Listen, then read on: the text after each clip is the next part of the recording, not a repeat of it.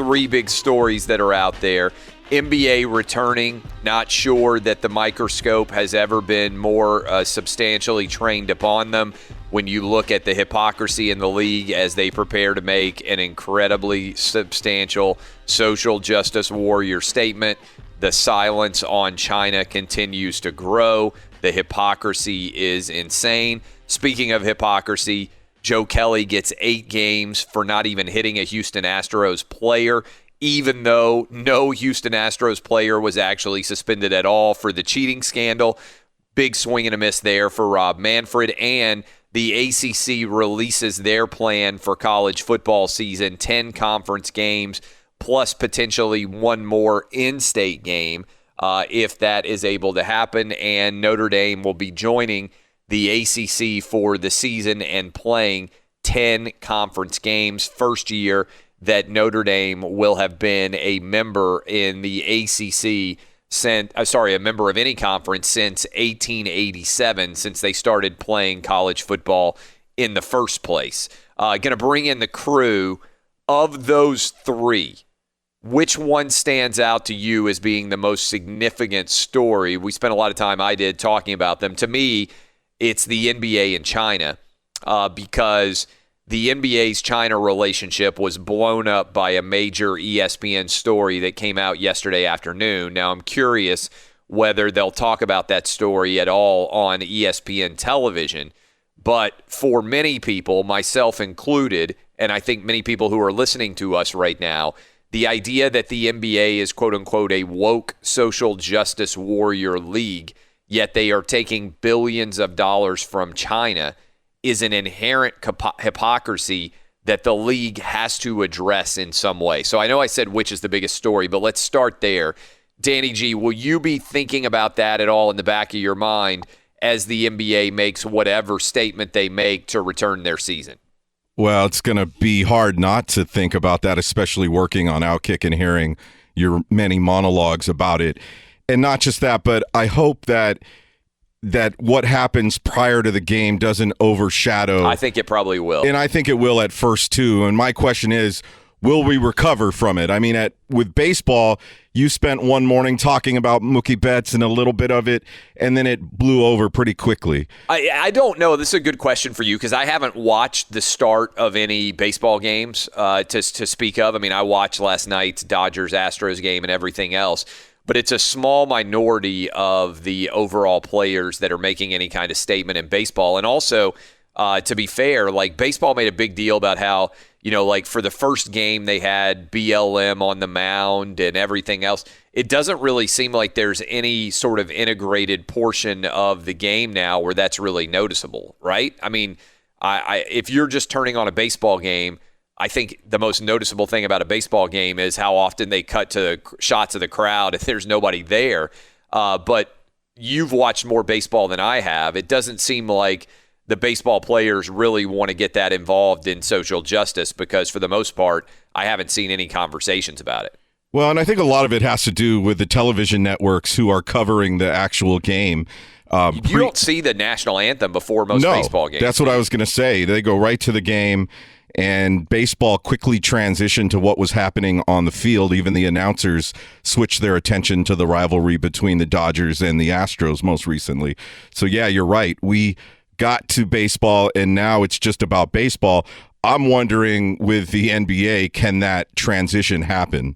Well, I think one reason is nobody really covered Mookie Betts.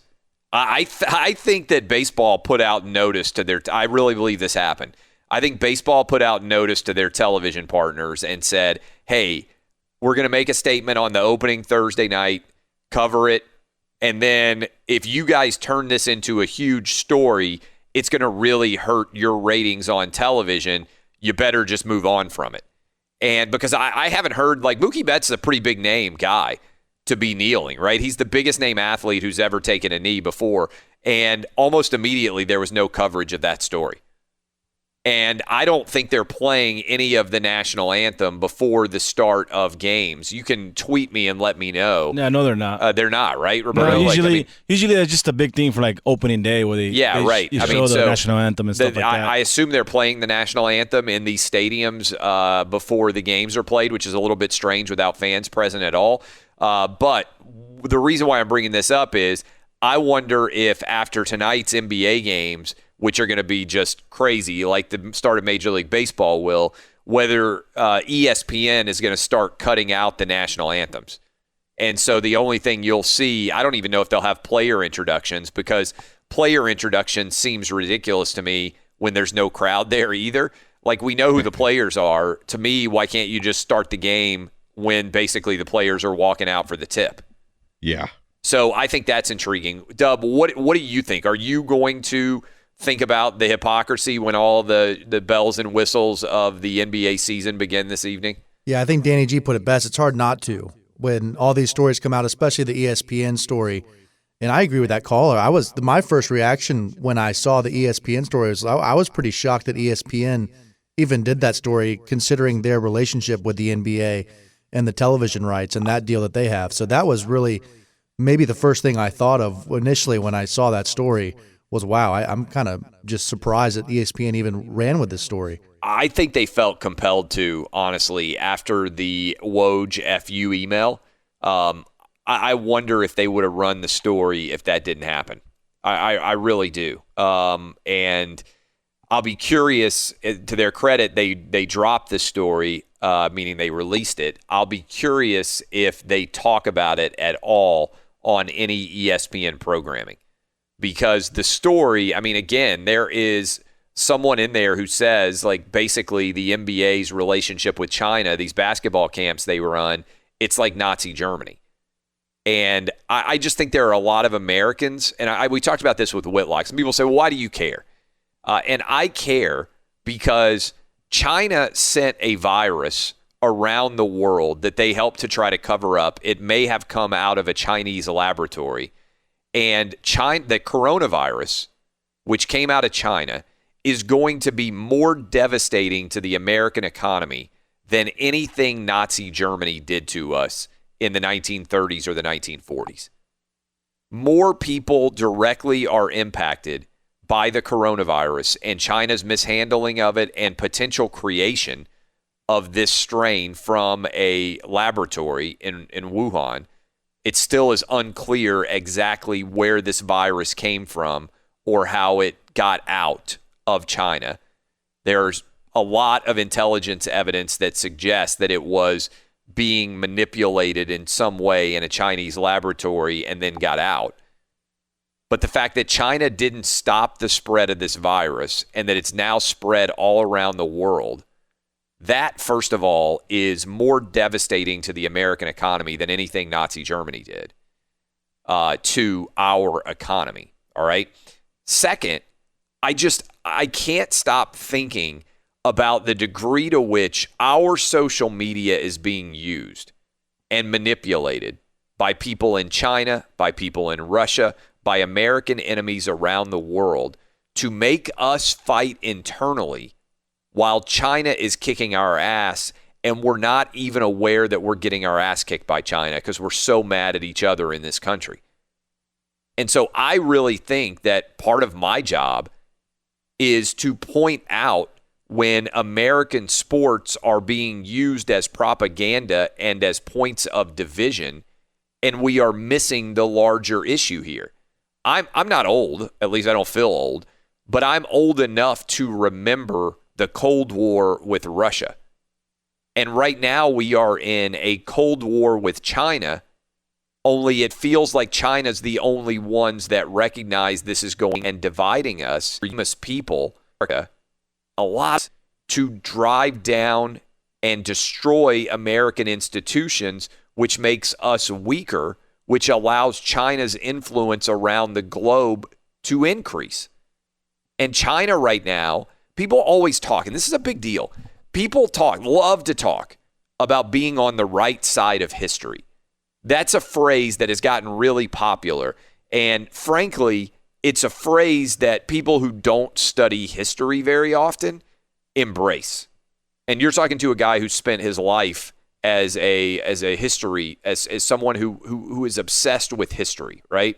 And so one of the things you learn is history makes you humble, because you find out that many things you thought were correct are not actually correct if you study history.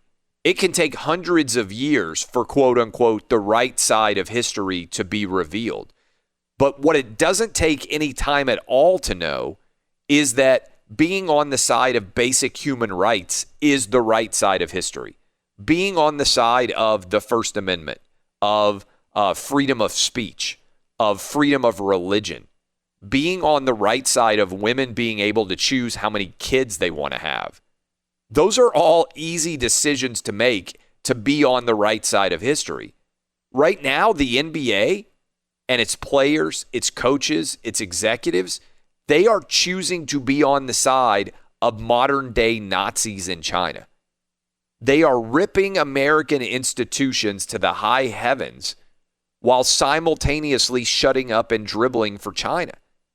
And that is going to be on display for everyone in America tonight with the return of the NBA. The hypocrisy is going to be more glaring and apparent than I have ever seen before in the history of American sports. This would be like if back in the 1930s, American athletes had decided to kneel for the national anthem in Major League Baseball, which was America's pastime back in the day, because they were upset at the things that America stood for, while they were simultaneously taking money from Nazi Germany and weren't saying a word about Adolf Hitler.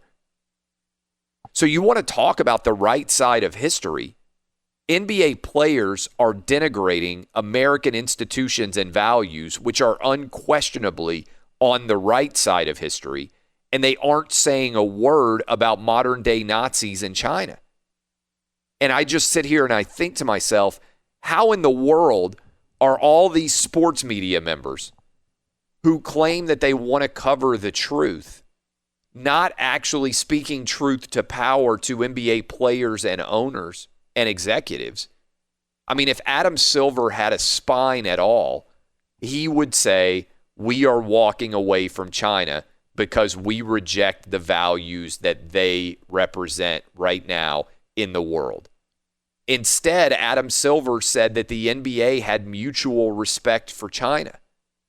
It's unfathomable to me that this is allowed to happen, and that many people in the American sports media are going to praise to the high heavens whatever NBA players do tonight, while not even mentioning the rank hypocrisy of their actions as it pertains to China. And I don't know if it's because most people in American sports media are not smart enough to understand actually significant issues. Like, it's relatively easy to have an opinion on an 8-game suspension for Joe Kelly, right? I think Major League Baseball got that wrong. It's relatively easy to have an opinion on Notre Dame playing in the ACC. That's a fun story, and there are lots of people in sports media that will have opinions on it. But wouldn't you rather have an opinion about something that actually matters in the sport in which you cover, which is NBA athletes and owners and coaches all being awful hypocrites and embracing basically modern-day Nazism in China, with the concentration camps, with the increasing attempts to grab more and more power and influence and land, with what they're doing to Hong Kong, and all of this directly connected to the Daryl Morey tweet? I mean, make no mistake about it, the NBA is taking Chinese blood money and saying nothing at all about it. And so what is your point in talking about sports if you're going to come on and praise NBA players, coaches, and athletes and organizations for taking a stand and ignore the fact that they are refusing to take a stand in exchange for money about the biggest human rights issues in their lifetime? People want to compare LeBron James to Muhammad Ali. Muhammad Ali wouldn't have stood for what China's doing. If LeBron was really brave and really wanted to take a stand, he'd be willing to risk Space Jam 2 not showing in Beijing movie theaters in order to say, I support basic human rights around the world. He won't say it. He will not criticize China. Neither will Steve Kerr. Neither will Greg Popovich. Every time Donald Trump sends a tweet, these dudes come out and rip Donald Trump to the high heavens, but they won't say, we support democracy in China. You're fine ripping American institutions when there's no risk to you whatsoever. In fact, when the stupid American sports media will actually praise you for doing so, but you won't say a negative word about China at all because you're fine taking modern day Nazi blood money. As long as China wants you to shut up and dribble, you will do it. More than an athlete, my ass. Eddie, you do updates all the time. Are you going to find it impossible not to think about the hypocrisy when the NBA players make whatever statement they do before the season starts? Yeah, especially since I think that is going to be the big story, because these aren't playoff games. These are quote unquote regular season games that really don't mean anything. I know that Danny G and Roberto and NBA fans will be excited because it's the first real games. But I'm curious if this story would have come out if the NBA playoffs were starting tonight and everyone was really invested right from the get-go. I wonder if this story would have come out or not. And I agree with you. I will give ESPN credit for coming out with a story. I don't think it's going to be a hot topic on a lot of their shows. If you look on their website right now, it's not even listed on any of their top headlines. Oh, they brought it out and then they kind of buried it. Yeah, you've got the Rutgers football outbreak is they've got that listed, but not the Now, story. What do you think? Do you think it's because most people in sports media are not smart enough to talk about this issue, so they run away from it? Or do you think they're afraid of being like, why would this not be a lead story everywhere when you think about the significance of this story? Is it like you do updates, so you're literally in the news business of deciding what news stories should be. Why do you think, like, for all like national sports shows, I bet I am one of the only, if not the only show that will actually spend substantial time talking about this on a program today? Why do you think that is? Well, I think, look, to me, there's us and there's ESPN, and the rest of them are just kind of there. Yeah. And ESPN obviously has a relationship with the NBA. I mean, so you think that ESPN talent's being told, hey, you can't talk about China? I think that's part of it, yeah. It may be true. I mean, there may have been a memo that goes out to, all the different ESPN shows and says, hey, we're not going to talk about the NBA's relationship with China. And if so, if that's actually occurring, then you as the American sporting public deserve to know that. Because here's what I value more than anything. You may not agree with me, but no one is telling me at all what my opinion can be on any subject under the sun any day when I sit down in front of this mic. And I think everybody will agree on the show. I don't ever come on and say, hey, your opinion has to be X or Y. Have I ever you guys don't have to agree with anything that I say. And the point is, the First Amendment is alive and well on this show. And I think that's why this show is growing so massively, because I think inherently a lot of you out there listening feel like other people that you listen or watch are not telling you what they actually think, and or they're not being completely honest with you. I'm not saying I'm perfect. I get things wrong all the time. My predictions are wrong. If I get a fact wrong, I try to come on and be like, hey, I got a fact wrong. That's what I really care about, getting honest truth in front of you. My opinions based on those facts can sometimes be wrong. But I mean, I think there's a reason why this is the most honest show anywhere in sports media. And I think it's because I frankly wouldn't do it. If somebody set me down and said, hey, you can only talk about these 3 topics today, I'd be like, all right, peace out. I'm done.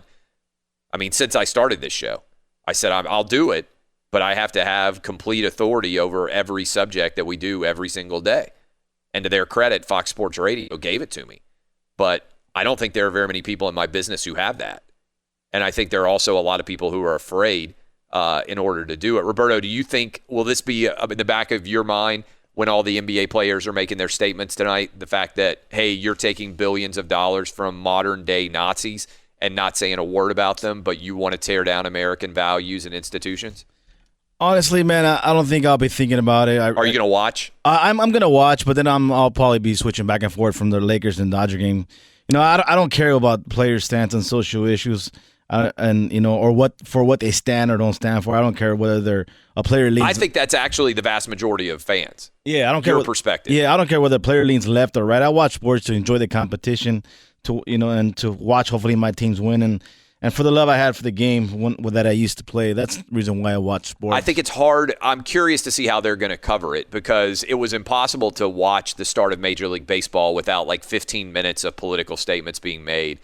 And I think there's going to be a massive amount of political statements being made tonight by the NBA. Unfortunately, if you're going to get into politics, the most important political statement, which is we absolutely and without equivocation condemn everything that China stands for, you're not going to hear it from a single NBA player, executive, or coach.